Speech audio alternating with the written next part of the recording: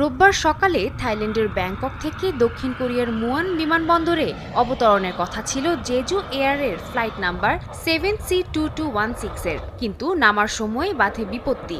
সোমবার স্থানীয় সময় সকাল 9টায় 175 যাত্রী ও 6 ক্রু নিয়ে দেয়ালে ধাক্কা দেয় বিমানটি। ভেঙে যায় অর্ধেক বিমান।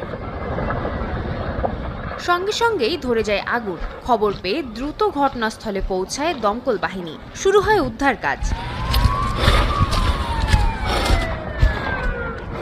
দমকল কর্মীরা জানান, দুর্ঘটনার 1 ঘন্টার মধ্যে আগুন নিভিয়ে ফেলা হয়। যদিও আগুন নেভানোর আগে বিমানটি পুরোপুরি বিধ্বস্ত হয়ে যায়। শুধু বিমানের শেষ প্রান্তের কিছু অংশ ঠিক আছে। এ অবস্থায় বিমানের পেছনের দিকের আরোহীদের উদ্ধার করতে কাজ করে যাচ্ছেন তারা। কাতার ভিত্তিক সংবাদ মাধ্যম আল জাজিরা জানায়,